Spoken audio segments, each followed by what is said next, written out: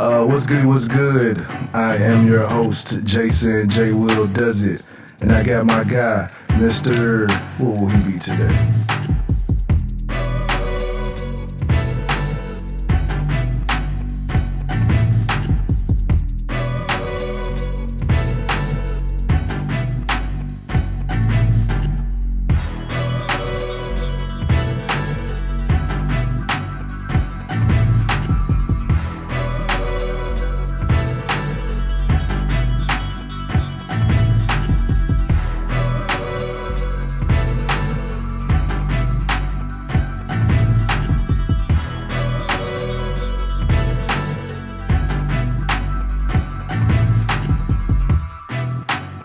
Testing 1, 2. This is Jazz Radio, and I'm your host, The Jazz. Nigga sound like that dude. What was that dude on the Fresh Prince of Bel-Air when Fresh Prince trying to get Ashley Banks her demo tape? Oh yeah. This is the sound. This is the smooth listenings of Mad Dog at night. What? I think that was that night. That nigga name. Something like that, yeah. Well, he was trying to be her manager. Yeah, he trying to be her manager, yeah. Man, there was some funny episodes, man. It was some funny episodes. Do we really have episodes like that? Now? What you mean, like the Fresh Prince of Bel-Air? That's a good question. Because I don't think we do. I think... Well, it's so much, like, you know, the difference is, it's so much. Everything is serious instead of funny. Because I think the only show that might be like that is Grownish. And, I mean, there's some other stuff out there. So that's the thing with, like, about content now. Like, we were consuming content, we just didn't call it content back then. Right. But, it was TV. It was generally TV and radio, but with TV... We were watching the Idiot Box back then. Yeah, it was man, that's exactly what our folks called it, the Idiot Box. The Idiot Box. But with that, we consume so many different types of content. In particular, at that point in time, you had your serious stuff, and then you had a lot of funny. You had Martin, you had Fresh Prince, you had the Cosby's, which was a little bit of... you had Different World. Yeah, you had Different World. Family Matters. Family Matters. In actuality, you had... Although we think we didn't, we had a lot of representation, black representation back then. We did. The number one... Especially on Friday night. Yeah, Thursday and Friday. Yeah. The primetime Thursday night was the biggest night on TV. And on the biggest night on TV, during the week, the biggest show on TV was on the biggest night on TV, which happened to have the biggest entertainer at that time on TV, which was Bill Cosby, who was black, with an all-black cast. You know what I mean? Like, I think we look past that a lot of times. And that ran for a long time. It ran for 8 years. We tend to not appreciate things that you, how should I say, that you see on a regular basis. Which I understand. Yeah, I get it too. But I don't understand, because it's like, it's not that we don't appreciate it, it's that since you have access to it all the time, you know it's going to be there, you know it's going to come on. Right. You don't really think about it until it goes off the air. Until it's gone. You're like, man, I missed this show. I missed Different World. It is difficult to not, I would say, now we should be more into showing appreciation for those things, because we talked about it so much about not having stuff. Right. But we do have it now. I think more of that representation,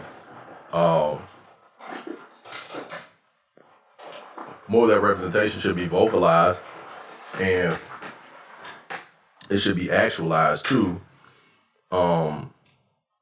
in terms of talking about it more, and I see him getting better with this sound too. It's a whole lot better. Yeah, it wasn't like it was trashing on it, anyway, but it's getting more crisp. Yeah. Oh yeah, and we got to talk about that too, because I have Remember when I texted you the other day about my theory about Dr. Dre? Yeah. Mm-hmm. You talking about the Games album? No. So even in speaking, it's like this is appreciation too for representation. Like, I don't think a lot of people appreciate it or even. That's such a broad statement. I really don't want to make that statement, but They still don't. I already know what talking about. They don't appreciate Dr. Dre. yeah. It's kind of a very broad statement. I hate to say it like that, but I really don't think people appreciate Dr. Dre for his contribution sonically. You know, the way his music is made, the sound of the music it's like a listening to his music, anything that he's produced is almost like listening to a soundtrack. You know what I mean? It's almost like listening to something that was put together by he uses other producers, don't get me wrong. Now that's what I was about to say. Now I think a lot of us forget is that although Dr. Dre is the face of a production team, I believe. I don't think in some ways, yeah, he is. Like he has what they call stems, yeah. which you have your own instrument that sound a certain way. Yeah. So he has those. Yeah, he has a lot of them. And he inserts them into songs or whatever that, and that's his sound. Right. But I think that you have other beat makers who are making the beats, and he inserts his little instruments, and then you have your Dre sound. Right, exactly. I think that's what that is. And so the reason why I believe he hasn't really come out with an album, so to speak, is because those same people who was on his team is like Beats by the Pound. Mm-hmm. Beats by the Pound fell off. They broke up. Mm-hmm. And so when you break up, KLC, I put it like this, when they broke up, KLC decided to come and do his own beats by himself. You don't remember KLC anymore now, do you? Exactly.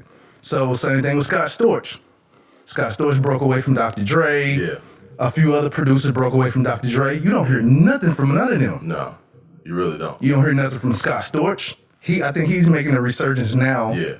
But all of them folks, I believe that's the reason why he hasn't come out with an album, because the whole team has broke up. Well, I think, and I agree with that. I also would say that, Dre... And you don't have your inspiration around you anymore. Yeah, and Dre could pick anybody to do beats, right?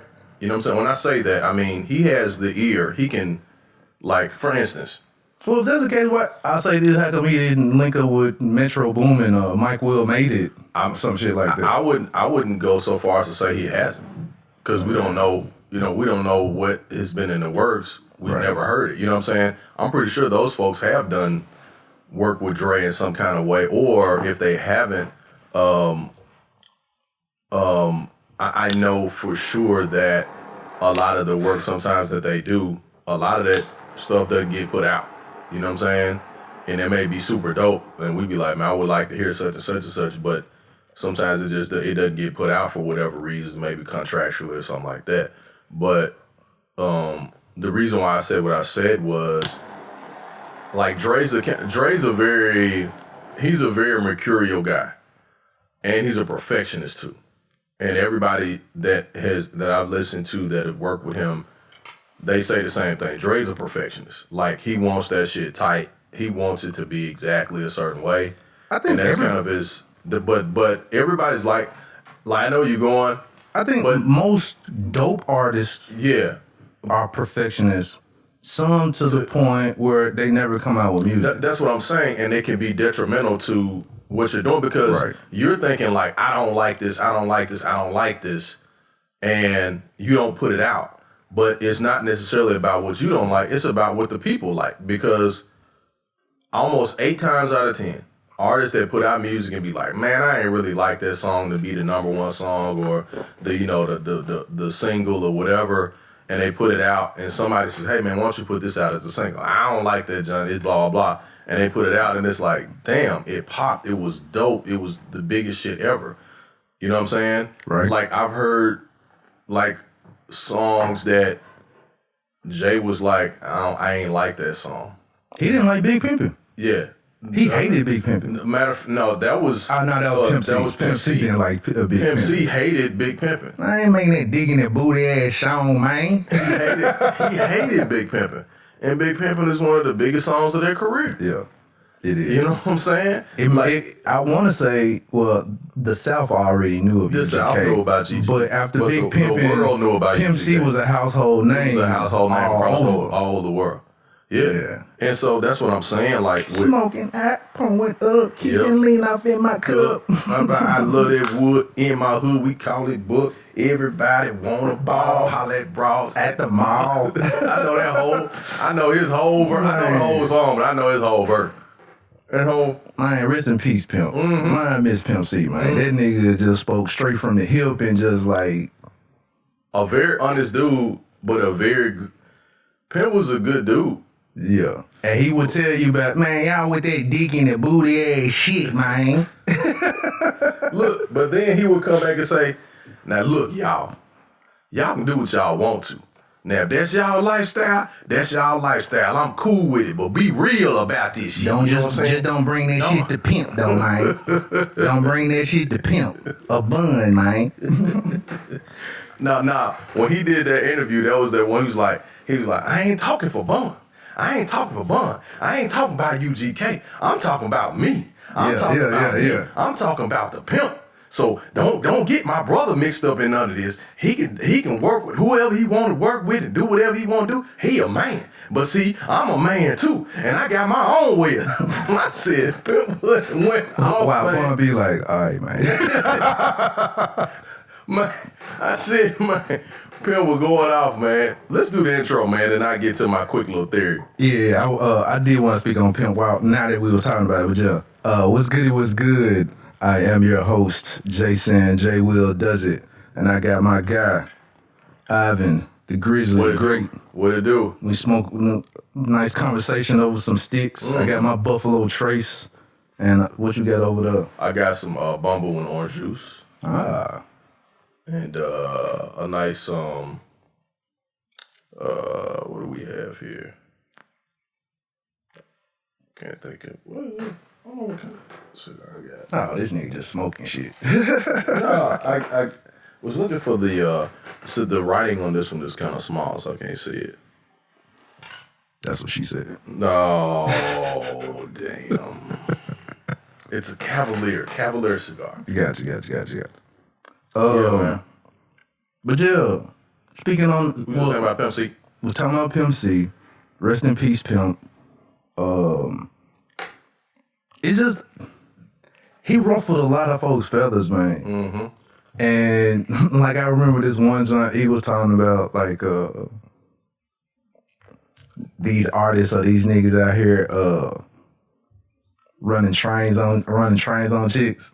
And he was like he was like, man, y'all niggas, y'all with that dick in the booty ass shit, man. How y'all niggas gonna be in the same room with dicks out, man? He was like, That was hilarious, though. he was like, man, y'all niggas in the room. You don't know what this nigga looking at, man. He might be looking at your dick, man. That was hilarious, though. But when he said it, I thought about it for a minute. I was like, you know what? I've never run a train on a chick. I haven't either. Or taking, like a nigga, like taking turns on a chick or whatever. I've never done any of that. But when he said it, it made total sense. I'm like, why would a nigga or a bunch of niggas want to be in a room with their dicks out? Like, in some instances, when you run in the train or when you waiting your turn, all these niggas are in a room, in a bedroom, waiting their turn with their dick out. You know what I'm saying? That's a hell of a way to start a podcast. So I'm like, if you're waiting your turn, you're sitting there with it out, looking at what's going on. Dude, this is crazy as fuck. Why would you? Hello, man. How are you even still hard while you got 6 other niggas with their dick out? I'm finna knock this microphone over. This is what you started the podcast out with? No, I'm a. Well, I thought because we talking about Pimp C. I know. But the thing what he was talking about, he was like, how can y'all like? So his whole thing, he can't like. I wouldn't be able to perform like no. If it's a bitch in the room, I'm the only star. That's what he was talking about. Yeah. Which is, I'm the only, like, nigga, no. Yeah, so I don't want to see 8 of you other niggas. Yeah, so that's always been strange to me when I was, growing up and dudes used to be like, oh, we finna run the train on this shit. And I'm like, all right. I never participated. And so I can't speak to what actually goes on. I've seen the shit in movies, of course. Right. Basically, it's like you got a train where, But you can only imagine, because if you're in the living room or something, and all of them are back there, all of them are in one room. Yeah, well, like so, from what I know is it could either be like everybody's taking turns. So I didn't really want to start off with it. Like I know that. That's why I was wondering. I was like, what the fuck? What the fuck? And I'm a psychological motherfucker, so I'm trying to break this shit down. You know what I'm saying? I'm trying to break this shit down. We came straight to the shit. Yeah, you know what I'm saying? We can't write what I did out. We came right with our dick out. Pause. There are no dicks out in this room, ladies and gentlemen, at all. None whatsoever. Figuratively or literally, okay? There's no dicks out here. Oh, man. But we introed, isn't it? So you don't want it? Oh, okay. Let me put it back. My thing was, real quick, like, it was like either, you at the crib and you got this one girl or two girls and it's like 4 or 5 dudes, right? Mm-hmm. So it's like, okay, she go in the room with one dude and then they do their thing, then he come out and then the next dude go in, right? And then blah, blah, right? Or, it's like everybody in the room and somebody or a couple in the room, but I'm like, well, to me, I really couldn't get, like, I wouldn't be turned on in a room with another dude and I'm in there with a chick. That's just me, right? And I know it's probably some people who's listening is like, oh man, I double teamed a chick before or got double teamed by 2 chicks or whatever the case. Hey, whatever you like is you into. I'm just saying, for me, myself personally, like, I ain't never been because I had partners like, hey man, come on to the crib, man, we got something working. I'm like, what y'all talking about? Y'all cooking, barbecuing something? Nah, man, we got these 2 females over here. We cooking. Okay. And they say, man, we got 2 chicks over. Okay, cool, man. How many niggas gonna be over there?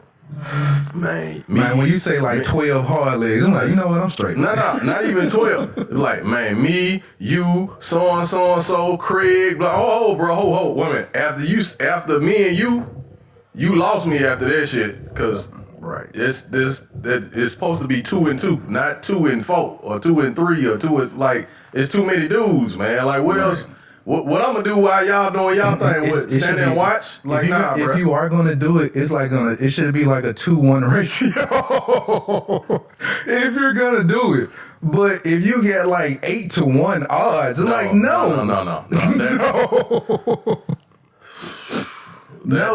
Yeah, that is. I know people, they do that shit in the movies, right? The movies are something different. You know what I mean? That's entertainment. That's what they do. They get paid for that. But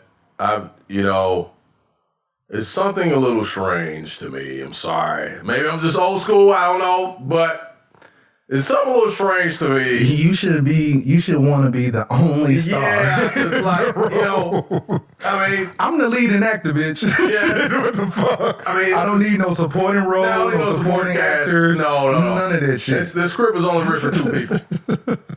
Not for 4, 5. And especially, you got too many people on the set. Like, it's just, I can't, you know what I'm saying? Yeah, like, it's not, And another thing, I'm not finna go there. I'm gonna leave that alone. I don't understand DPing. That's gay to me. Dude, okay, man, I'm glad you brought it up. I'm sorry. That's homosexual to me.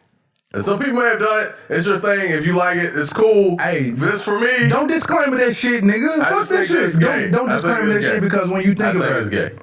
I think so too, because one, if you're really thinking about it, the flavors, that little skin between the ass and the cat and the vagina is a thin piece of skin. It's very thin. You might as well be rubbing your dicks together.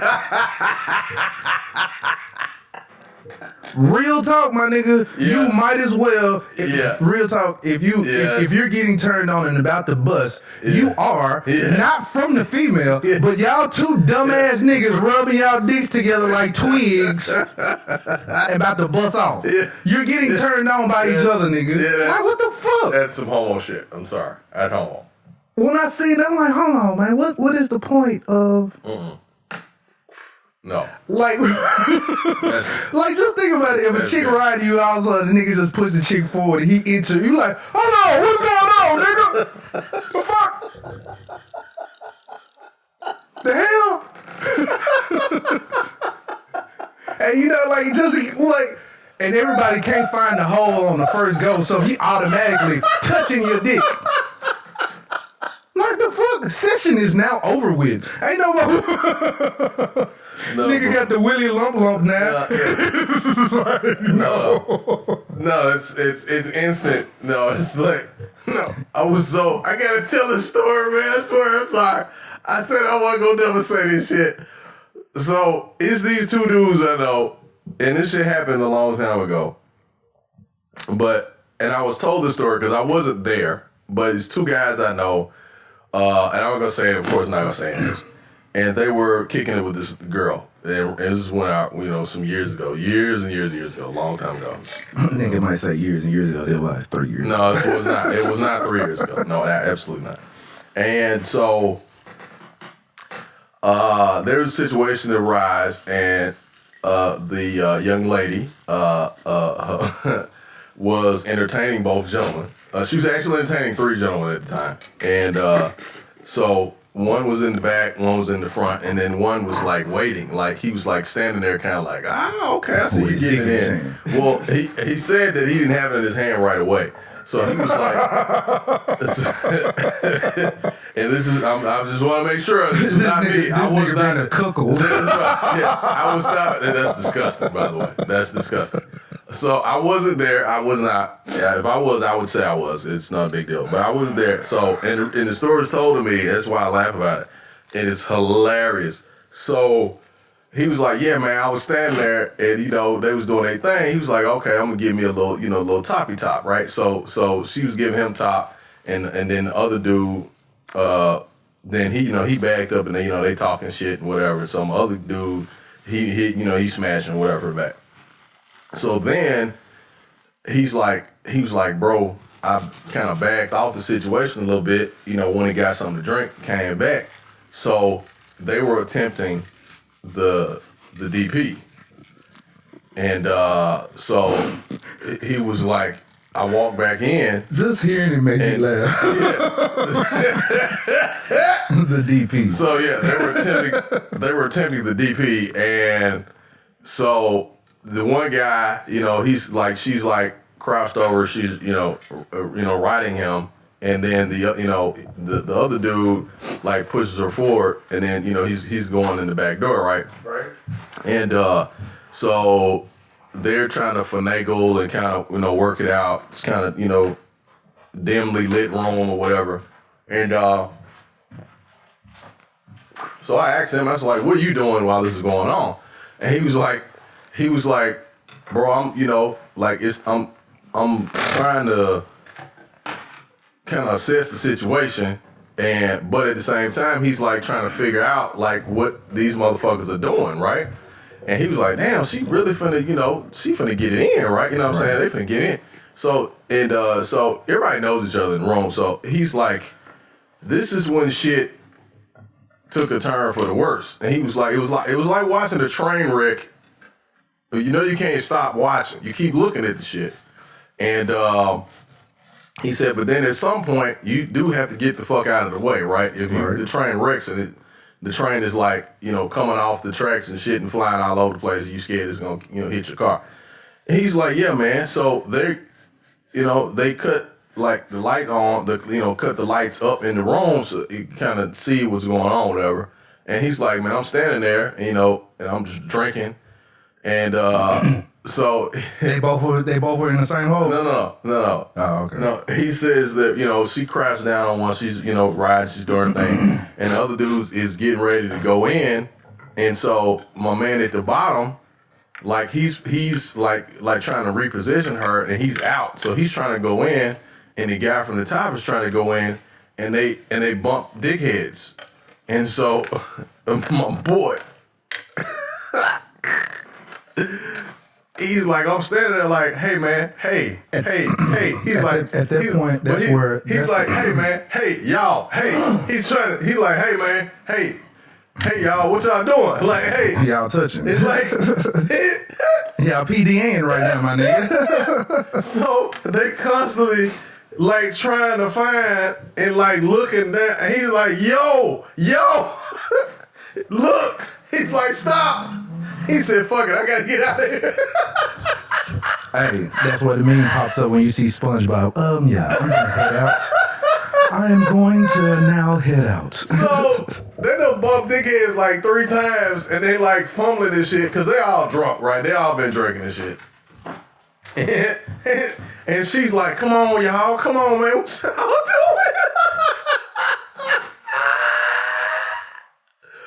Oh my God. And so after which he's like, hey man. I be traumatized. So that's what I'm saying. He was like, dude, I had to get the hell out of there. He was like, that shit was beyond me at that point. I had to get the hell out of there. And I was like, I said, yeah, bro, I'm glad you did, because that shit had turned into a disaster. Like it was a construction, it was a hard head zone. You have your head on, you had to get the fuck out. Technically, them niggas fucked each other. Well, I'm not gonna say that. I'm not gonna say that. All I'm gonna say is, after which, he was like, them niggas said, look, man, hey, man, don't speak about this shit ever. Because we did not intend for that shit to happen. And she kept saying, what is y'all doing? And they was like, damn, shit, oh, shit, damn, shit. Oh, man, goddamn. And so my man said, when they finally did pull it off, one of the dudes was like, man, this shit ain't working, man. My dick won't stay. I wonder why, nigga. So my boy said, yeah, I'm pretty sure it won't, because, Y'all touching each other. Yeah, he was like, yeah, bro, you probably don't want to be doing that right now. You know what I'm saying? Right. And I was like, I said, so what happened after, man? Like what? He was like, man, they basically told her not to tell nobody. He was like, dude, you should know. Really tripping. This shit was funny, man, because I know all of them. Like, I know all of them. And you know the chick too? Yeah, I know her too. And so I said, he was like, hey, man, when you see them, don't say shit. I said, nah, I'm not going to do that, bro. I said, you know what I mean? Like, I said, nah, this is it. I said, so what are we going to call them from now on? The Bumble Brothers. Oh my God! But no, I could not participate in that. I couldn't. I was asked by a lady, young lady. I'm never gonna be like, I was asked by this bitch. No, I was asked by this young lady in my 20s. To participate in a 2-on-1, like, hey, and even then, and then I was like, I didn't know the guy either. You know what I'm saying? I probably could get that off, but I didn't know the guy, and so I was like, it sounds kind of exciting, but I think I'm gonna pass on that. Well, the thing is, on the slick, it's kind of a turn on watching your chick get done in by another nigga. Yeah, well, not my chick. I don't want to see my chick get done in by another nigga. Like, that's not a turn on for me. Not mine. Maybe somebody else's. Not mine. If you get over the ego part, yes. Yeah, I'm over that too. I don't. No. Because a lot of times we have our ego in the way, and you can't. But once you, yeah, it can stay in the way. I'm not watching my chick get smashed by another guy. I'm not doing that. well, maybe not your main girl. Yeah. Definitely not. But you have people who are like swingers who. No, yeah, I know really. And that's why I'm saying they'll send their girl, let their wife out, and they'll watch. Yeah, that's what I'm saying. Like that's why I'm not saying it any of this in a judgmental manner. It's just still funny as fuck. Though, you know what I'm saying? I mean, my nose, man. What the fuck? Damn, you been kicking to a player fly this weekend. Hey, I'm trying to catch a drain, dog. I hope you ain't. Keep this shit over there. We does. I ain't gonna say that either. I was finna say we don't do nothing but the white but sell it, but I don't do that shit either. I ain't never done that shit ever in my life. I ain't never did it. I don't even messing. I don't even know what drugs look like except what I seen on TV. But yeah, we can go. I didn't plan to stay. Yeah, I didn't plan to go nowhere either. But it's funny. 30 minutes on this topic. That's some funny shit though. It's definitely funny, but I don't know if dudes don't really sit and think about it, or maybe they just don't care or they don't look at it. But my nigga, if your shaft touches another man's shaft, yeah, y'all might as well hold hands. Yeah, it's can't do that, dog. Can't do it. I've never even been the one to dress out in the gym in front of other niggas. I didn't like doing that shit. I've never done that. They used to try to get us to do that shit, and I'd be like, nah, bro, you know. I put my clothes on over my gym shorts. Yeah. I never took a shower. Yeah. Now, I will say, like, when I was in college, and I played basketball my first year at Bethel College, and, they had the showers or whatever. Mm-hmm. And so, in the gym, like, not the ones in the dorm, but in the gym, it's like open showers. You used to go in the shower. Which, you showering, right? You mind your own fucking business. You ain't worried about who else fucking in there. You go into the shower to get your shit done and get out. And so... My thing has always been... I don't know what these other niggas is looking at while I'm here, nigga. Correct. I've always been like that. Correct. Me too. Like, I took a shower in there once. And that was my first time playing organized ball, right? So, I just followed protocol. Like, you get done with practice... You go hit the showers. I went there and took a shower once. But then I was like, for me, I wasn't even worried about anybody else looking at me. For me, it was like a health thing. It was like, I don't know if I want to take a shower in a nigga, you already had the 201's shower slippers. Hell no, nigga. We ain't talking about that shit today. You already had them shits. I earned them, son. I did 3 months down there, son. No, I'm just playing. And just did weekend time. For jaywalking. So I went in there, I was like, from a health safety thing, I was like, damn, nah, I don't think I want to take. So me and my homies, we would go back to the dorm and shower. You know what I'm saying? We would get dressed and go back to the dorm and shower. Cause, it was just kind of weird. You know what I mean? Some of the other guys in there used to be in there like trying to have conversations while you're I'm not trying to talk to you while you're washing your balls, bro. Like that ain't like, I don't want nobody standing next to me in a stall pissing, talking about, hey man, you see the Celtics game last night? Nah, nigga, do what you doing. Talk about this shit when we washing our hands. You know what I'm saying? And so I never wanted to be, I'm cool with my boys, with my guys who done got dressed around each other at some point in time or whatever. But it ain't never been nothing that we was like intentionally trying to do. You know what I'm saying? Mm-hmm. So when we was running track, I ran track. This is a real quick story. We was running track in 9th grade with them. None of your stories are quick, sir. Fuck you, Jay. So this one guy, so we getting dressed, like we would hurry up and get dressed. And this motherfucker would walk around having conversations with everybody with no goddamn clothes on. And we used to be like, bro, put your clothes on, man. Like, okay, bruh. All right, we boys, but hurry up and get dressed. He was like that naked ass nigga on Any Given Sunday. Yeah. This motherfucker. I'm like, nigga, where this nigga come from? This nigga said, yeah, we all boys, man. We all boys. I'm like, yeah, nigga, we all boys. Put your goddamn drawers on, motherfucker. Like, I don't see a ball slanging shit all over the fucking place. This shit's not hot. What the fuck wrong with you, man? Put your shit on, dude. We gotta get out of here. It's time to go. Our parents will pick us up. What's wrong with you? Oh, nigga, you must be gay. No, nigga. I don't want to see your dick. like shit. Like my eyes can only handle one at a time. Right. That's mine. Right. You know what I'm saying? Like, you know. So anyway, so flip the script. So we were talking about Dre.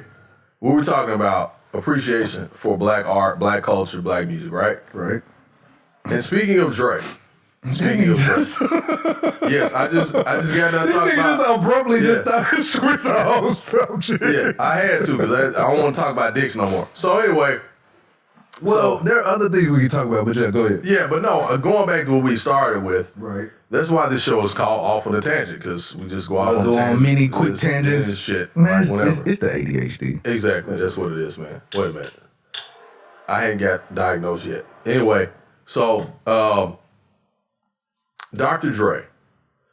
Everybody talks about the highly anticipated, that we've never seen, we may never see, the Dr. Dre Detox album, correct? Title for the album's already been out. The Detox shit's been, the title has been out for about 15, 20 years now, right? But see, No, I take that back. But see, about 10 years, because we got Chronic 2001. But see, Right. just like you do with any other dope package, you just repackage it and name it something else. Bingo. And my theory is that's why I say that Dr. Dre's Detox, the Compton album, is that this guy. The Compton album is Dr. Dre's Detox. And I believe that Dre, being a very, very smart guy, because Dr. Dre's a smart dude. He's a highly intelligent dude, right?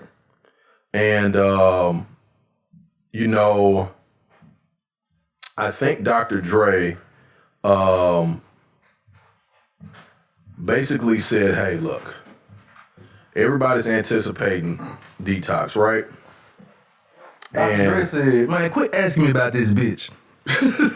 Yeah, right. It's exactly. pretty much, quit asking me about this bitch. I don't go with her no more. Yeah. And so everybody's looking for, he's over Detox. Right. And so when I heard the Compton album, and I said, I listened to that album. So you listened to the Compton album? Is it it's a compilation? It's no. Or is it? It's so follow. Because I thought Compton was Game's album. No. Whose album is it? That's Dr. Dre's album. No, I'm saying like who is on it? It's a compilation. It's just no. It's Dre is on every song, but he has Anderson .Paak is on it, Kendrick is on it, but they're on like different songs, right? Oh yeah, they did call it Detox. They just didn't say it was Detox. Yeah, but it's called Compton. It's the album that came out after Boyz in the Hood movie. Shit. And yeah, you must have went to Jamaica to get that. Yeah, man. That's that Bob Marley right there. The sheets got me chest hurting. That's the you got that shit from the Zope Hounds in Miami. My lungs got the heave ho. Shit. And so listening to that album, we talk about sound. Like you need to go back. I got the glue of gorillas in my chest. Oh, that's what that is. Oh, okay. When I say an appreciation for music, go back. Like we talked about the sound. You was like, man, my sound, I love the sound.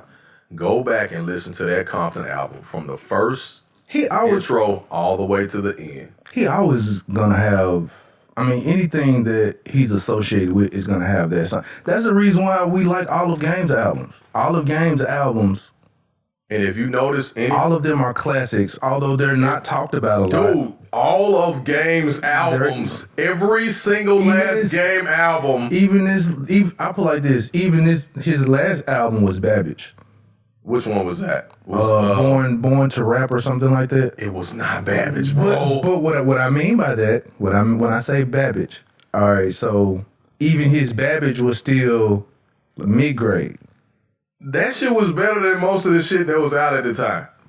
Probably 90%. You're saying that You're saying as far as his competition. I'm referring to his other bodies of work. His stuff, okay. His other bodies of work. I see what you're saying. It was Babbage. I see what you're saying. But it was still mid-grade. It was still a pretty good album, but in comparison to his other stuff, I got you. I see what you're saying. It was Babbage. Right. Okay. Is what I mean. But it still had the. He gets away with still getting the I say that's how Dr. Dre gets out with Detox out so with the Game and other artists like that. I would have to agree with what you just said. Because like how we how we graded Busta Rhymes' album. Yeah. If he was to drop Detox, we would put this shit through a blender and be like, man, Dr. Dre should have kept that bullshit. Well, here's the thing. Artists. So I just repackaged my dope and I called it something else. Yeah, and see, artists that are very, very critical of themselves, though, we become critical of them as well. Because we know how critical they are of their own shit. That's why I haven't put out nothing, because it's like I'm in a space where, and when I mean what I mean by I haven't put out anything, I'm a photographer and I have a website, beautifulnegatives.com, and on my Instagram page, I haven't posted any of my art. I haven't posted any of my photography work or anything, because it's like what you're saying. Artists at times get in a space where you're like, man, they ain't gonna appreciate this. They're not gonna like this. Hell, sometimes you might be like, man, I don't even like this shit. Right. So, and then once you, like, say for instance, I might be in this space and you take it. Or like Dr. Dre, I might be in this space and I produce the music. If I don't release it right then, when I'm in that space, 2 months down the line, you like, nah, they ain't gonna understand this. Now they ain't gonna understand it. Now, 6 months from now or a year from now, if you try to post it, you be like, I ain't even in that space now. So now you just keep it. And now you just sitting on it. And it never comes out. 6 years from now, you be like, I sure did do this. And you still won't put it out, because then you'll look at it like, they ain't gonna appreciate it. They ain't gonna like it, so I'm gonna keep it to myself. Okay. So I understand. All right. So sometimes it'll never come out. That's why Prince got whole vaults full of music, because of, it's like if you don't release it at the time when you create it, it will never come out. Okay, so because now it sounds dated to you. Right. So so everything you just said is so important, because we got to have a conversation about this off air too. Because I really know my gift is now. I really do. Because I'm seeing all of this shit like play out, like in my head that I saw in my 20s and shit. I'm starting to see shit play out that I dreamed, and it's not me in the dreams, it's other people. Like, this is how deep this shit is, right? So when you say that, I've come to understand how they create. Your dream is helping everybody else get on. Thank you. Yes. So I have the same one, sir. Right. I see the creativity in other people, and the passion, the commitment, the purposeful intent that they put into what they're doing, and it like makes me happy, right? Right. Because I get to see things play out in real time. Like, I see it before, but then when I come in contact with you or read contact and I see it play out in real time, I'm seeing like I'm seeing the processes by which the manifestation is taking place or gonna take place, right? Right. So, to what you just said, what I also notice about creatives is that creatives can also be self-sabotaging. Yes. Because one of the things that I notice about culture, art, music, visuals, sound, anything that has to do with the senses, there are 6 billion people in the world. If only 5% of those people dig what you do, think about how many fucking people that is, right? Right.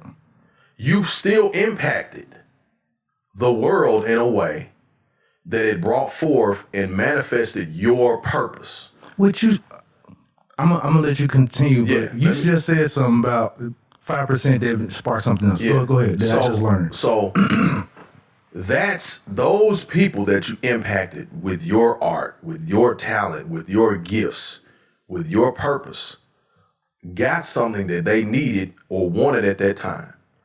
It doesn't matter if you didn't like it. It mattered the fact that you were able to produce it. We're conduits. We're conduits of what God has given, right, to the world. And even if it's even if it's one person that liked it, even if it's one person, you still touch somebody. And I remember what Tupac said: "I may not change the world, but I may impact the mind of the person that changes the world." Right. So and I had this same conversation. Real quick plug, shout out. I gotta shout out my little bro. And when I say little bro, this is my little brother. He grown, he's my little brother. Prep Curry just dropped. Banana Republic Prep Curry just dropped today. Dope, super dope clothing line. He's been in the game for a while, earned his stripes.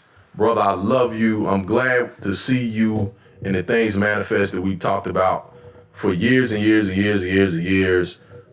This is my friend, this is my brother, this is somebody I know. We talk almost damn near every day. I'm glad to see the world being able to see your art and what you do. We've had those same conversations about, man, I don't like this. I'm not going to put this out. I'm not going to post, blah, blah, blah. And I say, dog, I get what you're saying. Just do this shit. Do that shit. Put that shit out. Just do it. When I say, I'm not just talking to you. I'm talking to you, but I'm talking to anybody that's listening. Yeah, that's what I'm saying. Put that shit out. That's why I just did this. Thank you.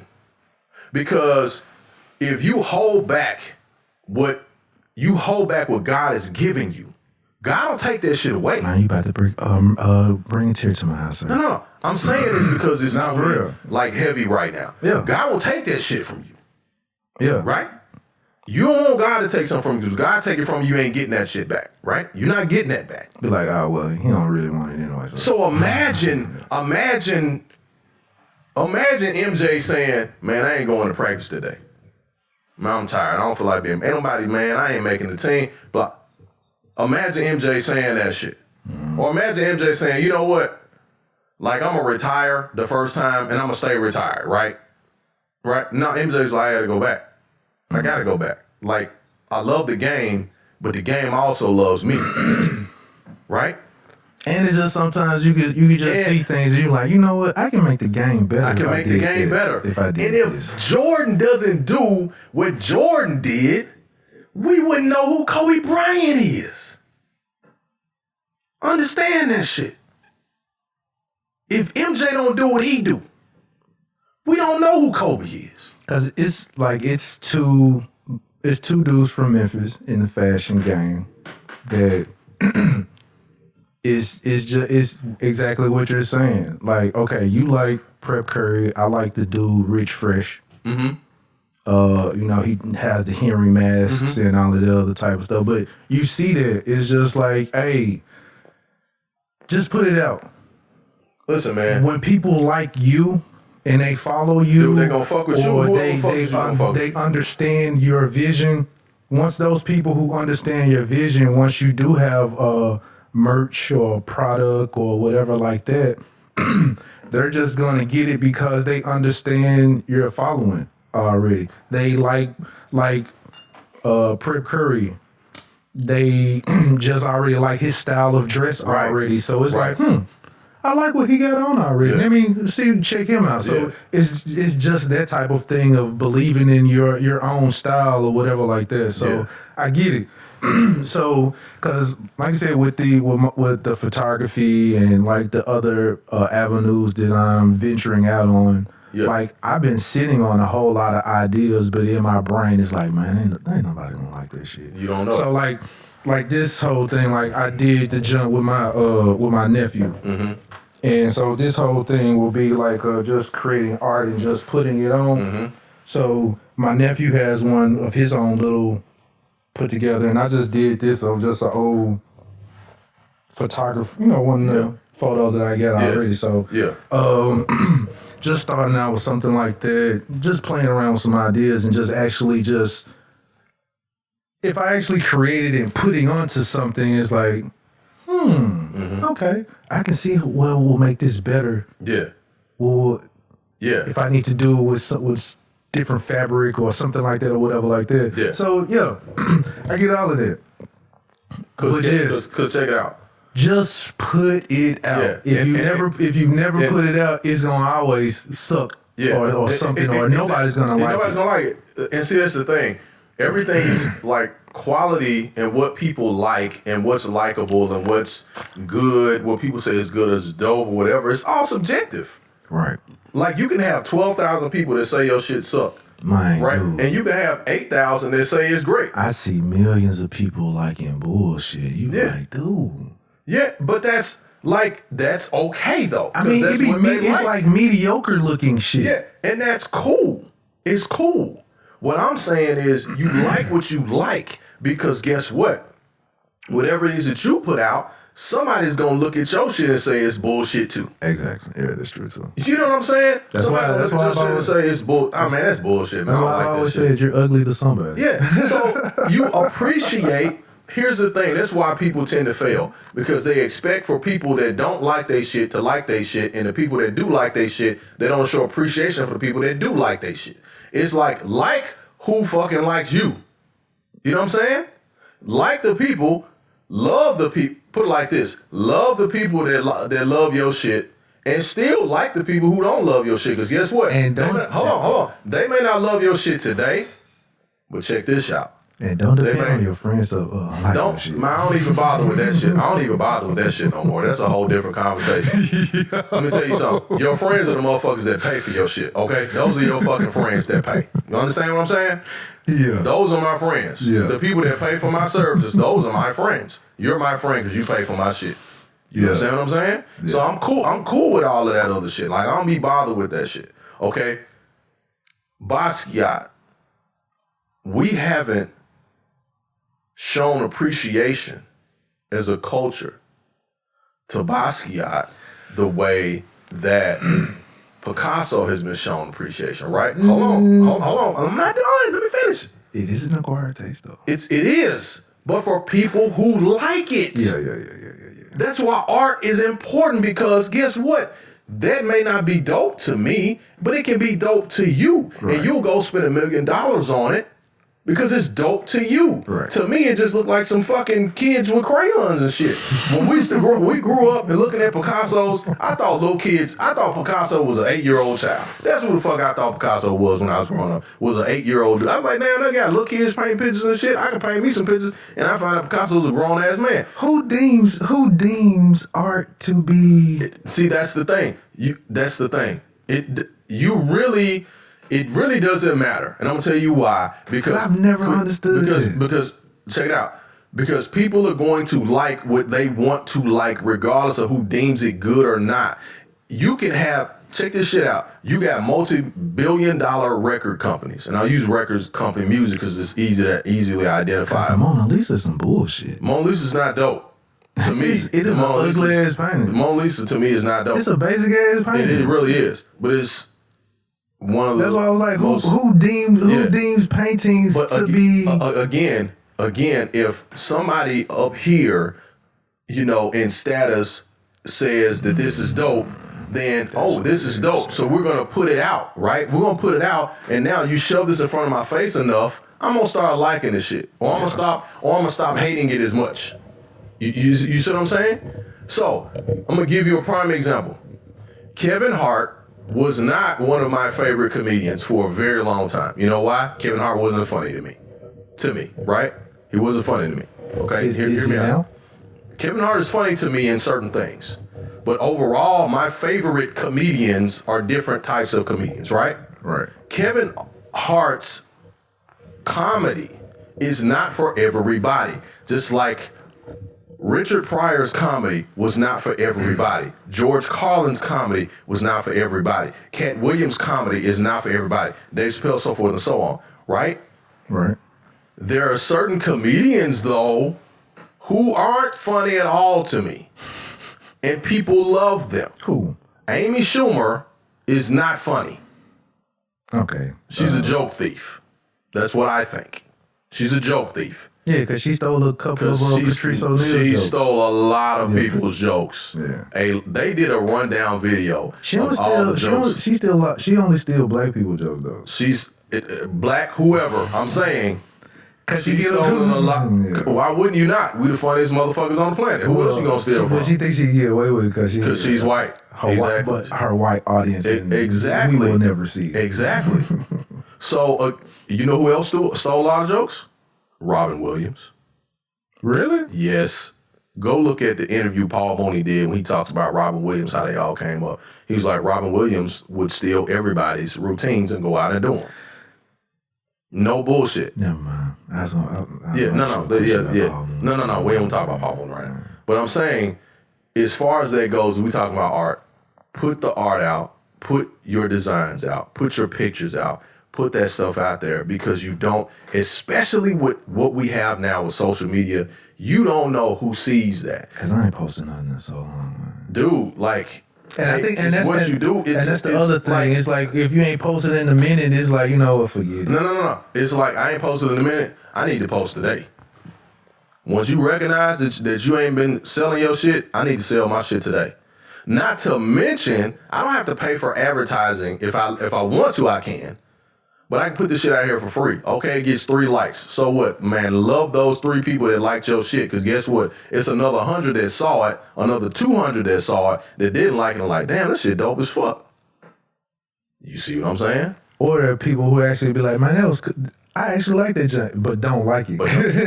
Dude, I have people that come up to me, it's just no lie, that tell me like, damn, man, you cut the hell out that yard that you posted last week, and I ain't even know we was friends on Facebook.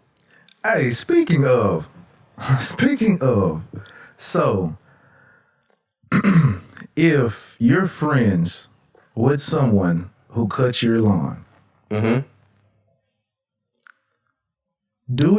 should that person come out and speak, or do you just cut the grass and leave? Yeah, that's business. I ain't got time to talk to you. I got work to do. Like, you come out and holler at me. Like, what's up, man? Man, what's up, man? You straight? You good? Yeah, cool. I gotta get to the next job. We can go smoke cigars Tuesday. Okay, so it's not really. I'm at work. So it's not really expected for. No, if it happens, cool. That's fine. If it happens, cool. If not, no, I'm at work. And if I'm at Walmart and you gonna hold a 10-minute, 15-minute conversation with me while I'm trying to check these people out, and they about to whoop your ass behind you, and I got a line, hell no. What's up, man? You straight? Okay. I'm gonna go through my boy line. What's up, ugly lady? Man, what's up, man? Man, damn, what you got? You got 3 things of baking soda for? You finna cook up, ugly lady? No, man, I'm baking this shit. Oh, okay, then. What your vision with it, nigga? Yeah, man.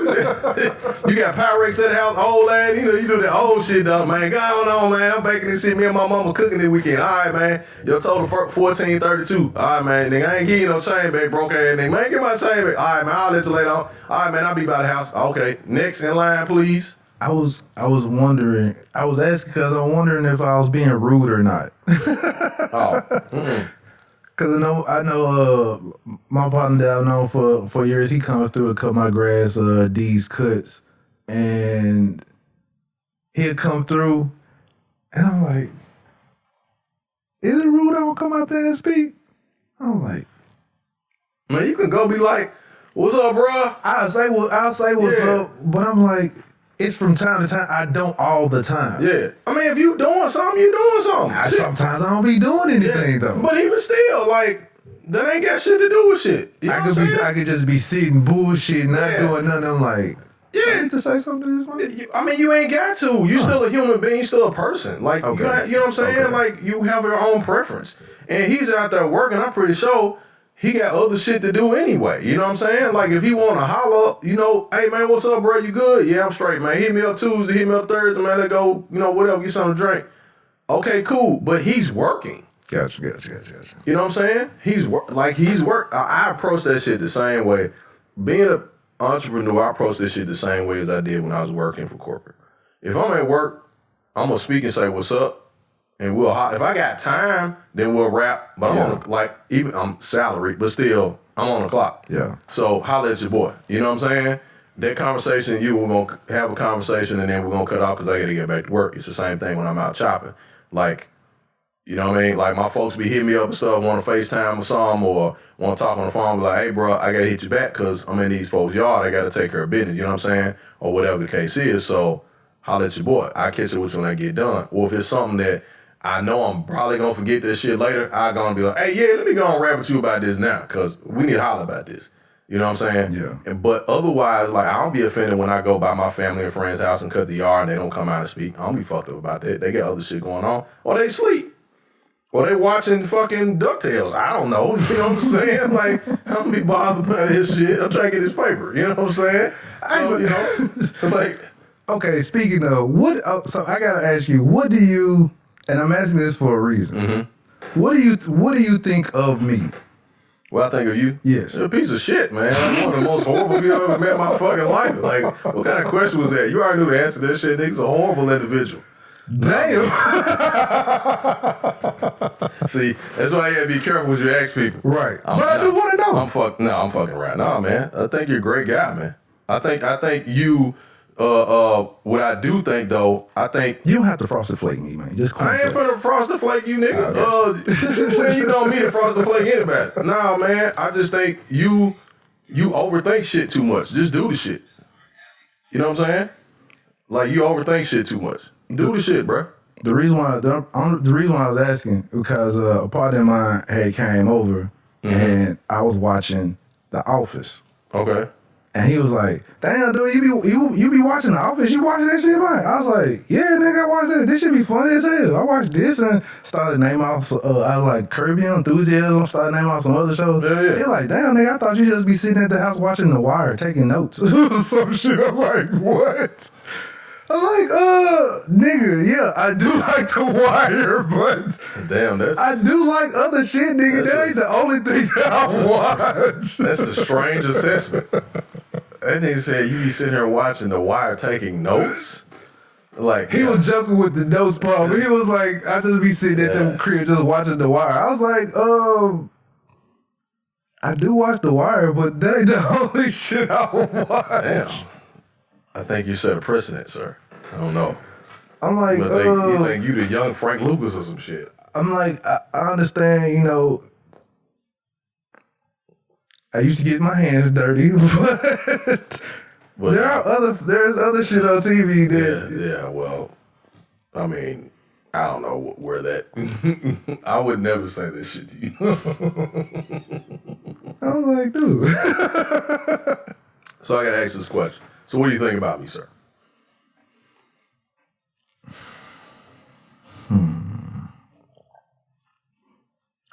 Well, that ain't a good sign when they got to pause and think. That's never a good sign. No, I would say you're a cool dude. I was finna think of some bullshit to say. Well, you should have, because that's what I did. I mean, you're a cool nigga, man. Even from, I'll put like this. How I look at you or have a respect for you is you or we became friends just based off of like friendship. It wasn't cause you was trying to smash my sister. Right. Most niggas try to be friends because they want to mess with your sister. Because they want to smash my sister. Right. We were just cool, and then you like, oh shit, you got a sister. that shit. And then you start checking her. I was like, oh, we're gonna be friends for a while. Yeah. You know what I'm saying? So you were cool. I know we weren't well, I didn't think we were on the same level as far as like streetwise, whatever like that. But I was like, that's my nigga right there. Right. So but even then, I know we had a distance, but I just feel like that was through cause every nigga, for whatever reason, when they get married, they quit fucking with their friends. That wasn't just you. That was everybody. Like, you know, but that's not because hell, I didn't even know Renzo don't even stay in Memphis no more. Yeah. I was like, damn, that nigga just moved out and didn't even say bye. Well, he was gone already. He was already in West Tennessee. He was already out there. Okay. Yeah, he was already in West Tennessee. Yeah. See, Renzo, you don't even. Man, you know, life changing. I'm messing with That happens, man. I don't. I had to call though. I need to call. Renzo just took a stray. Like, hey man, what? Damn, I ain't have shit to do with this. Man, I was. It's interesting that you said that because I've always been an advocate. And you gonna be real with me without trying to be mean. Yeah, no. Or rude. You know what I'm saying? Some people will try to take some shit and say some shit. Oh, I'm just being real. Nigga, you was saying some mean ass shit. You been an asshole, yeah. See, I'm more so now that I'm an adult, full grown adult, I've enjoyed growing up. What I mean by that is everything had been easy. When you see your growth, from where I come from. Yeah. And I've always been an advocate for my friends. Like, I've always pushed my friends out ahead of me. You know what I'm saying? Like, I've always been the pimpin'. You know what I'm saying? Like, and I'm okay with that. Sometimes it's detrimental to do because... But it's okay. I'm bitter for this now. It's okay, but it's okay because your time to be MJ is going to come, right? And Pippen got 6 rings, Doc. You know what I'm saying? Pip got 6 rings. Pip is named one of the 50 greatest players of all time from a small town in Arkansas. Because he just... You understand? Yeah. Pippen is one of the top players of all time, right? Right. He was an MJ, but Pippen is one of the 50 greatest players of all time. Defensive Player of the Year, MVP candidate 1 year when MJ leaves. Right. Right. What I'm saying is that there's nothing shabby about being Pip at all. Everybody can't be MJ. You know what I'm saying? And when it comes down to it, I understand my role in life in producing and pushing people who I see with great talent. And what I say to you is not always going to be what you fucking want to hear. You know what I'm saying? Yeah. You may not like that shit. You may not like me for a week. I don't give a fuck. I'm serious. Hey, you should give a fuck if No. In totality, I do. But at that time, I don't give a fuck that you mad. I don't care that you upset with me. What I do care about is you getting your shit out and making your money and doing what you got to do for the world. You know what I'm saying? That's what I care about, you overall as a person. I don't care about you being upset right then. Everybody gets upset, right? And what you just said, like, I never say stuff with malice in my heart because it's really just not in me. I'm not that type of person. I think when a person gets past that, I think that's what a lot of us sometimes forget is if you really know the friend that's giving you the message, take that idea that whatever that they're saying is malicious out the way. You got to. A lot of times I don't know, I think we forget it, or you know how you may use it or how you might say it, or you know how other people may say certain things and you're like, this nigga trying to be malicious. Sometimes we gotta step back for a minute and like, well, hey. No, I don't think they meant it like that. Nah. Because a lot of times we get caught up in emotion. Yeah. You know what I mean? And you can't get caught up in emotion, especially when you're trying to really be successful. Like, emotion cannot rule your decisions. Like, emotion can impact you, but emotion can't rule your decisions when it comes down to doing big shit. Like, you can't be emotional about that shit. Like, you gotta be calculated. You gotta be logical. You know what I'm saying? Like, let the emotion come later. But when it comes down to doing really dope shit, like, you got to take the emotion out of it. You know what I'm saying? Because like we talking about artists, I hear artists all the time saying, man, I didn't like what I did here and da-da-da-da. Man, okay, cool. Put the shit out. Let me fucking like it and pay $10 for it. I bet you like that shit then. You know what I'm saying? When 100,000 people buy your shit, I bet you like that shit then. I bet you listen to that song now every day. That is you know crazy. We focus more on a person's life than actually what's somebody's actually being sold. Dude, like, prime example. Because a person can probably get 3 likes on a picture, but the nigga probably done sold 100,000. Dude, like, There was an album, I think, a song or something that Dr. Dre did that was like one of his best songs, and he hated the fucking song. No, I don't think it was California Love. I don't think he liked California Love. Because I think that's why he did the remix to it. I don't think he liked the first one or some shit like that. I don't think he liked it at all. And he did the remix or whatever. Both songs, versions of songs are bumping as hell. Both of them are. Right. You know what I'm saying? But then again, that's to your point as far as like if a person fuck with you or whatever, that person just gonna like your sound anyway. So if you're just a fan, like a guy Prep, if you're just a fan, whatever anything that person puts out, it's like, man, it's dope. I like it because you're just a fan. Yeah. So with Dre, he may not have liked it, but we're gonna like it because you're just a fan. Hell, anything Jay-Z put out, if you're a fan of Jay-Z, that shit is dope. Other people are like, man, it's on garbage, but yeah. Or you're gonna be like, I like that one, Jay, but that wasn't, like you'll still listen to it though, but it ain't the best. The song 30 is the New 20 is not one of my favorite Jay-Z songs, right? 30 is the New 20 on the Kingdom Come album. That's not one of my favorite songs. Dig a Hole is not one of my favorite songs. Yeah. You know what I'm saying? But Jay-Z's rapping, he's always gonna say some crazy shit, right? So you gotta listen to it to catch it, like the fifth or sixth time. But a lot of people didn't like the Kingdom Come album. I love the Kingdom Come album. I still like it. A lot of people say it's like, man, it's his worst album. But it was like his big commercial album. It was a very, very big commercial album. He had the Budweiser promo and all that type of stuff. A lot of people didn't like it. It was something that he had to put out. It was something. It was kind of like, you can tell it was an obligation. Yeah, it was something like, okay, I gotta put this thing out, right? There were some dope ass songs on that album, like super dope ass songs.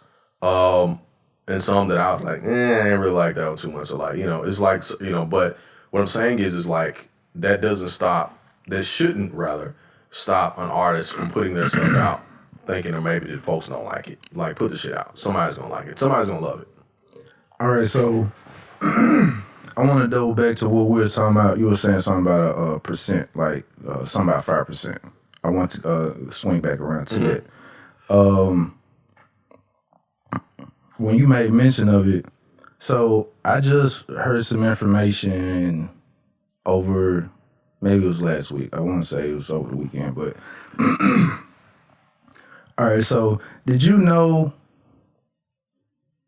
that it's like 5% of America make over 150,000?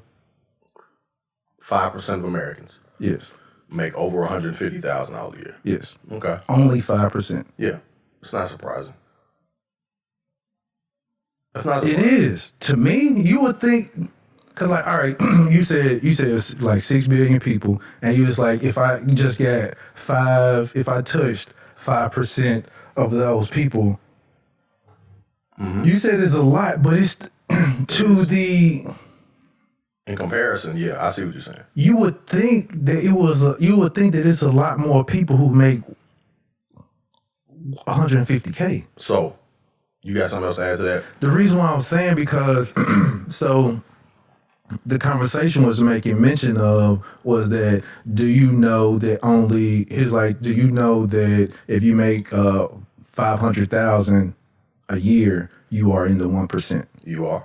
Absolutely. And the conversation was that I don't think that those people understand that because how people are treating them as if they are not in the 1%.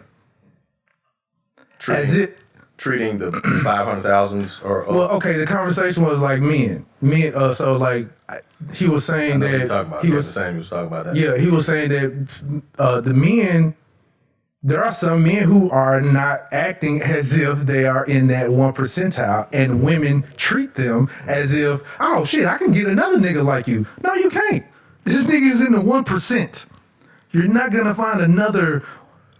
It's rare. Is pretty much what it is. And so it doubled back to then another number popped up and was like, do you know that there's only 5% of Americans who make 150K? And this is men and women. Men and women. And not for color. I mean, this is all across the board. Across the board. Yeah. Mm-hmm. Black, white, Asian, whatever, all Americans. Mm-hmm. There's a lot of illusions out there, man. So it's like with Facebook and Instagram and shit like that. Just know you're not gonna be able to get this 150K person, this 500K person. They just not falling from the sky. Mm. And then if we're having that conversation in total, full disclosure, that's when the other conversation needs to come up. You need to know your worth because you're making 500K and you're thinking that there's a whole lot of other people who make 500K. No. You're making 100K. You are 1%. If you're making 100K. You're making 100K. So there's like 90% other people making less than you. I have to go somewhere real quick. Gotcha. At one point in time, I was making 100, right? And but I didn't live like I did at all because I'm a family. At the core, I'm a family man, right? Even not being married, I'm still a family man, right? You're not extravagant. Yeah, I'm not extravagant. Yeah. My family reaped the full benefits of all of that, right? Mm-hmm. But I know how much I got the tax returns. You know what I'm saying? Mm-hmm. And the interesting thing about what you just brought up was people get caught up in what they think instead of what they know. Appearances. Yeah. They get caught up in appearances. And you can appear to be wealthy, or you can appear to be successful, or you can appear to whatever, but just like Benny said, women want to fuck with a nigga who look like he get it. You know what I'm saying? Mm-hmm. They want to mess with a dude who looks like he getting it. Not that they even know that he getting paper. He just look like he getting it. You know what I'm saying? And those tissues that you produced tells me a lot about America. But that's always been America's problem. And I heard that 150K was middle class. Typically, 100, because when you look at tax, do you know what could be? But check it out though. But if you look at taxation and you look at cost of living, when you look at where people live, right. when you look at geographical impact, economic impact, those numbers, they kind of skew from one way to the other. Right. So making 150 in Memphis, making 150 in California, you know what I'm saying? Like, you know what I mean? Like, you really ain't making 150. You probably making 90. 150 in California, you're homeless. Exactly. You know what I'm saying? So those are disparities. There's a lot of disparities there. Now, what I will say is that people need to start focusing more on not just what they're making, but what they're attaining and keeping and possessing. Yes. The value of those things, because then that's when you start to get more into long-term wealth, legacy building, and so forth and so on. So that conversation that you're talking about, when I heard that shut down a lot of talk. Like, people still gonna talk, but it shuts down a lot of that conversation. Like, oh, I want this guy, or I want this lady that makes 200 grand and blah, blah, blah. Okay, well, you're in Memphis, Tennessee. Who do you know make 200 grand? Mm-hmm. Who do you know makes 100 grand? I know some people make 80. I know several people make 80. I know several people make 90. I know several people make 75, 60. I know some people that make 30. You know what I'm saying? So what do you attach? What are you trying to attach the amount of money that a person makes to who they are as a person, their character, and all of the other type of stuff? And I get it, because you need money to pay bills. But typically, when you make more money, you spend more. You know what I'm saying? Typically. If you know how to simplify your life, if you live your lifestyle simplified, a lot of this other shit is just it's just frivolous. It is. It is frivolous. Yeah. It really is. It really is. Yeah. And it's amazing how we view shit. Like, you have to spend frivolously to be viewed as baller. See, you just said something. Man. That's our culture, though. Listen to rappers, singers, or whatever. We gotta do an entire podcast on this. Because that is crazy. Damn, man. We love all the shit though. Yes. We love all the shit. If I'm not spending, if you don't see me on Instagram, if you don't see me on Facebook, or if you don't see me publicly out somewhere with the freshest gear, with an MCM outfit, with a Louis Vuitton bag or something like that, niggas will think that you're broke. Just like the Cam Newton shit. The Cam Newton, when he was at the camp and the kid was talking about, man, you broke out here. He was yelling, telling Cam Newton that he broke, while Cam Newton got a Peloton hoodie on. Yeah. And Cam Newton has a show that he's got out now, right? Called Cigar and Sip, that he's doing from his cigar shop in Atlanta that he owns, and he's got all these different. But people, it's what we view as balling. It's what we view as a nigga with money. It's what we view as a person with money. Because success sells, right? The appearance of success sells. And that's the other but thing. But you actually broke out here. Yeah, so prime example. You remember remember TLC? Yeah. TLC got on the Grammys. Yeah. And was like, hey y'all, we just got this Grammy. I remember that vividly. I just want to tell y'all, we broke. That shit. We are broke. That was an epic moment in music history. It was also an epic moment in black economics. And people miss that shit. TLC was the biggest selling group in the world. The one is, we don't read. Because if they read their contract, they would have seen some splits in the joint. And that wasn't... But if we read, you would understand some other shit. That wasn't L.A. Reid's fault, from what I've seen. That wasn't L.A. That was their manager's fault. Right. Their manager was taking advantage. Right. The money was coming down. Their manager was taking... LaFace. No. You remember, LaFace was the label. I mean, that was... Pebbles. Yeah, Pebbles. Yeah, that's what I mean. Pebbles. Pebbles was fucking them the entire time. You know what I'm saying? So... When you're 17 years old... Hey, take these RAV4s. Okay. This show is over, ladies and gentlemen. I just want to say... Like, bitch, you could have gave me a Mercedes. You gave him some RAV4s. My homeboy, hey, look. Somebody said, they made that song, No Scrubs. And then, what's it calling them? The dudes in New York made that song, No Pigeons. No Pigeons. Yeah. And it was like, hey, man, I'm sitting in the driver's seat, but, nigga, this is my car. This is my partner driving the motherfucker for me. He's like, how you gonna not holler at me? This is my shit. You know what I'm saying? They was making No Scrubs. And they were some scrubs themselves. Right. That shit is funny as fuck. Oh my God. That shit is hilarious. This shit is funny. That shit is fucking funny. But that's America. Like, you know what I'm saying? That's America. Like, think about this shit. Think about this shit. And again, like the people who have millions of dollars dressed like a regular nigga. They wear the same shit every day a lot of times. T-shirts, Steve jeans. Jobs wear the same outfit every day. Dr. Dre wears the same shit every day. And then... have you ever seen interviews with Jimmy Iovine and them? I think Dr. Dre just can't dress though. But it doesn't matter though, right?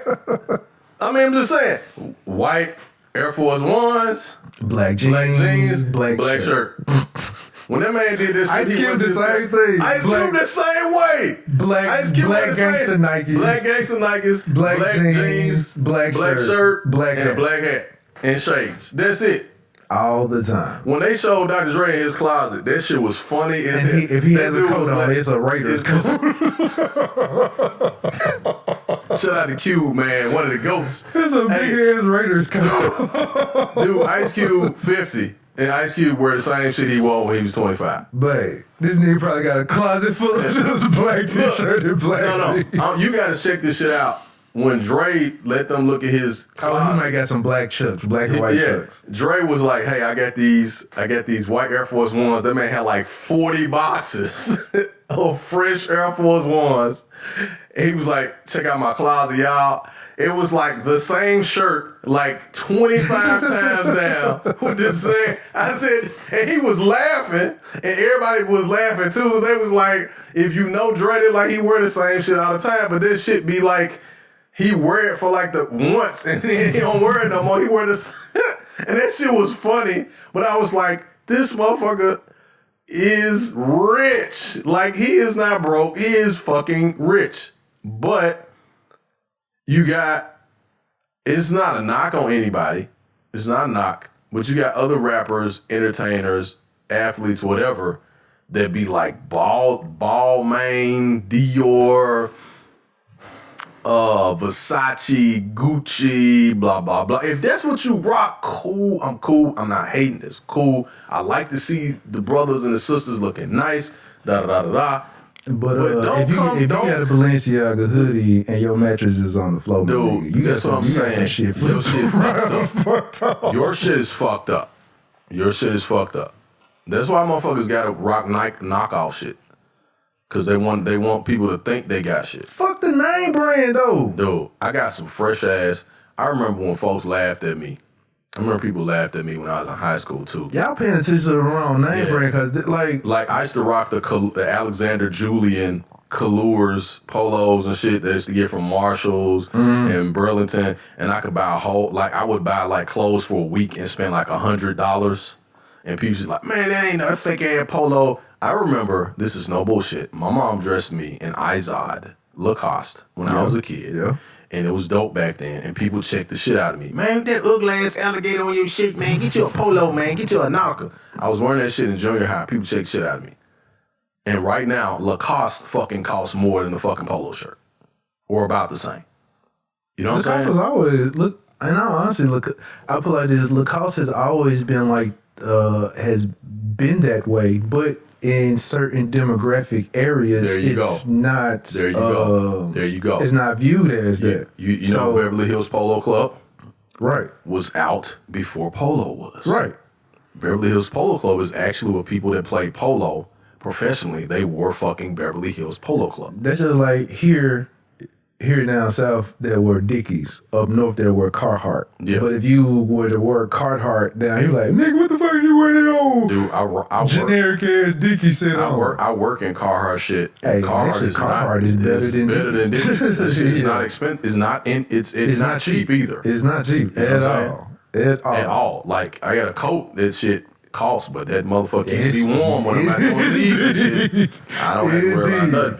That wind blow, you like, man. I be like, what wind? Like, fuck you, wind. I got a Carhartt. We be like, oh shit, this is a Carhartt. Let me go around here. Mm-hmm. Hey, I wanna speak on this joint, and well, it's two subjects in one. You got some? Yeah. Okay. I do want to make mention about DMX. Yes. I do gotta say, DMX, I'm not sure as far as his progress, but I'm not sure if everybody know, but DMX overdosed and he was in a vegetative state. Yeah, man. Sad shit. So hope he gets well. Hope he get better, dog.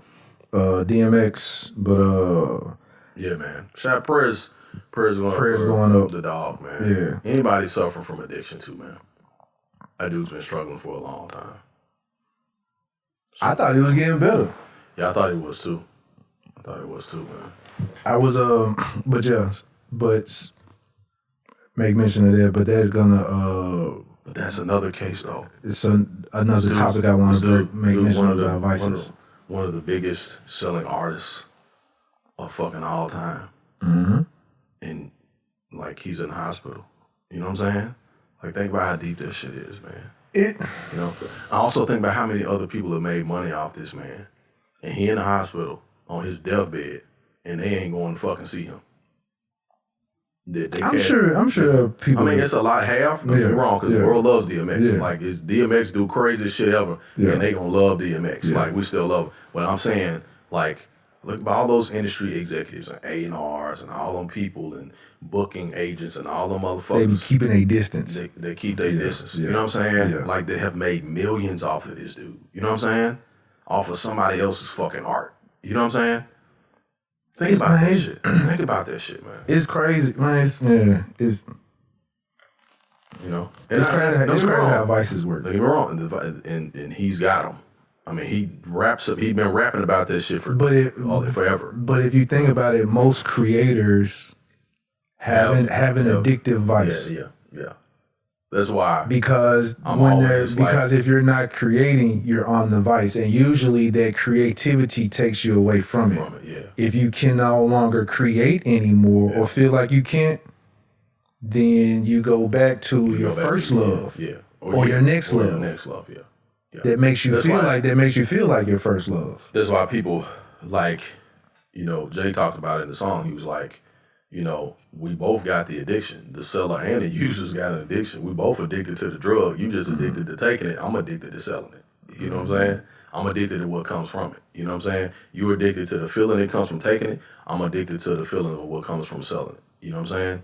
So we both like users. You know what I mean? It's big shit. You know what I mean? Yeah. So, that's why he's always doing shit. You know what I'm saying? That's why he's always doing some shit. Like Jay-Z's always doing some shit. You know what I'm saying? To keep him from like, you know what I'm saying? From vices. Exactly. You know what I mean? Like I'm sure he entertains them, but it's like Diddy. Diddy probably has a couple of, but he's always active to keep him from just really being on it. Yeah. Whatever that is. Like, whatever. Yeah. It don't have to be a drug. It could be women. It could be. But actually, creating is your drug. Yeah. And if you're not creating, like you said, you replace it with some other shit. Right. Yeah. Whatever your creativity is your vice. Yeah. I'm addicted to pussy. This nigga. We were talking really good and really serious. I had to throw some bullshit in there to kind of balance it out. I'm all about balance. I'm a Libra. I had to get them scales back in order. I am addicted to pussy.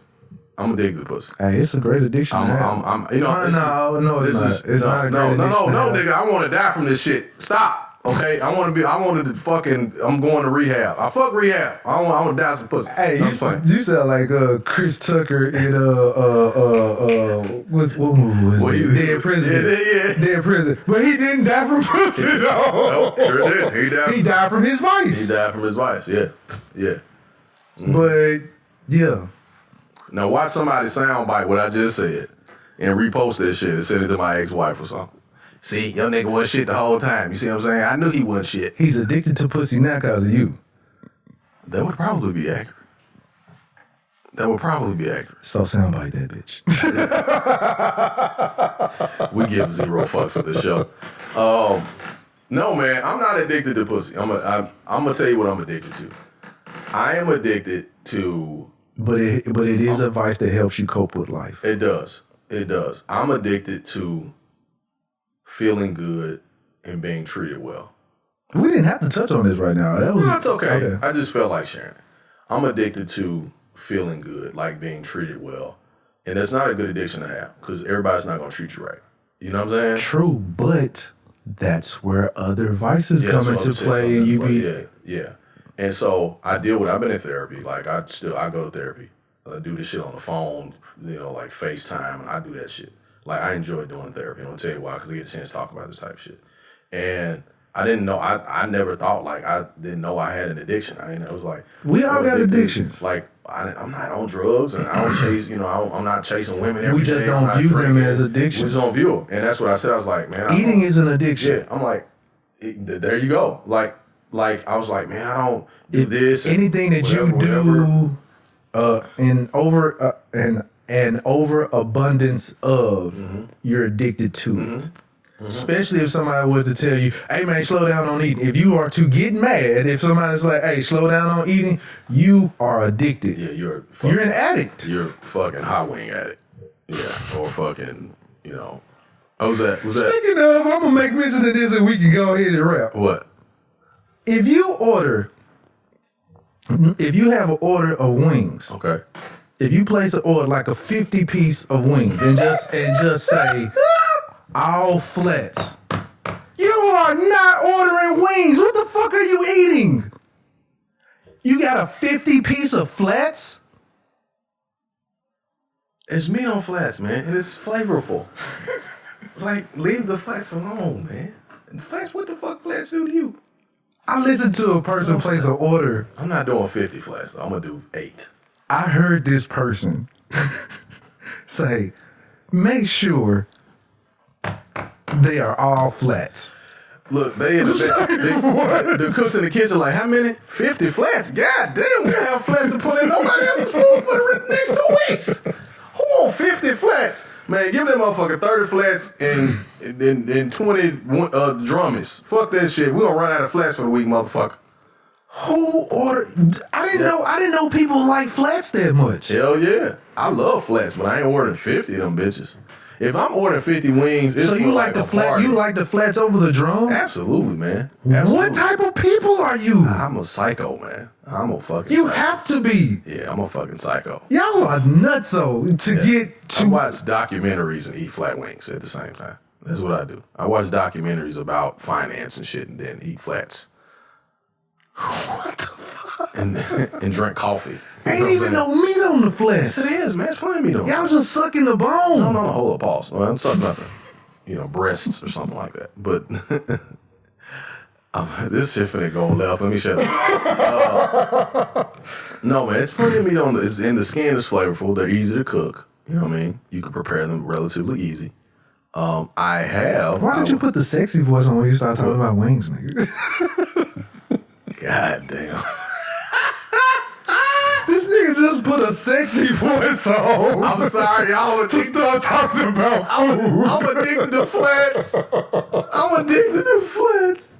I can't hold it. This nigga put a sexy voice on to talk about wings. Hey, flats made me change everything. I was like, flats. They're very, you broke these like, they're very flavorful. They're very delightful. The skin is seasoned just right. This nigga went in depth with the sexy voice about some wings. No, not about wings, about flats. About flats. Get that shit right. I thought I made mention of it like that was a crazy person's order, and come to find out you, sir, like flats as well. I'm not ordering 50. I'm ordering 8 to 10, and I'm gonna share those with my kids, right? Well, I'm thinking that this order was being shared. It had to be. So I guess 2 people wanted flats. So, real quick, when I was before I got married, and I will say my ex-wife did help me overcome something. She was like, when we first started dating, I used to get 20 wings every Friday from Debo's. And she was like, motherfucker, you are going to kill yourself. Yes. And I was like, ain't nothing wrong with that. Why you gonna turn into a rooster, nigga? Shut the fuck up. Hey, every Friday, man, I was like, I work hard out. We had an argument and shit. I got mad.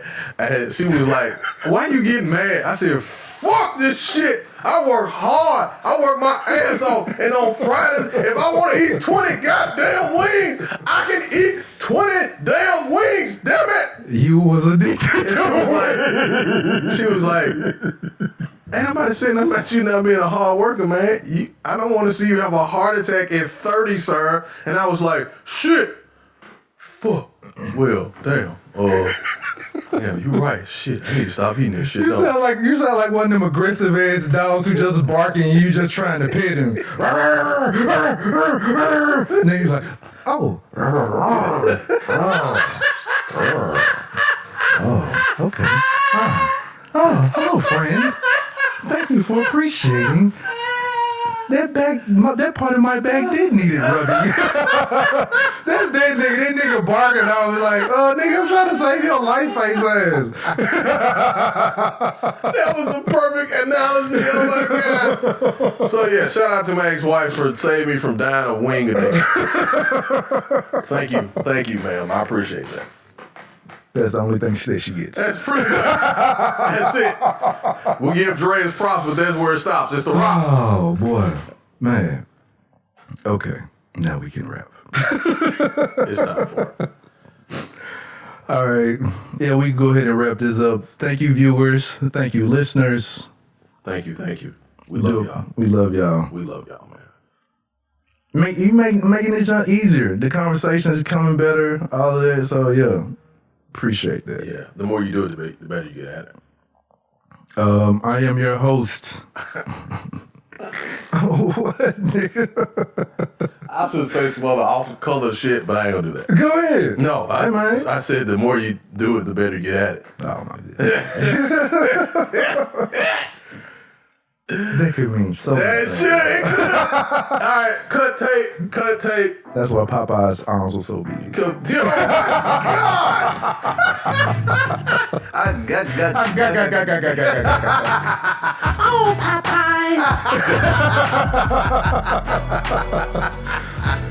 I am your host. Oh, shit. Jay said J Will does it. Then I got my guy, Mr. Popeye Arms himself. Picking up eight-piece, A-piece flats. yeah, eight-piece flats from Wing Guru, Triple J. Y'all niggas really be on that week. Y'all, That shit good as motherfucker. That shit good, man. That shit good. I don't eat but like once every 2-3 weeks, but that shit good. Mr. Ivan, Shit, $27 for an 8-piece. I pay this shit though. the Fuck. flat king. The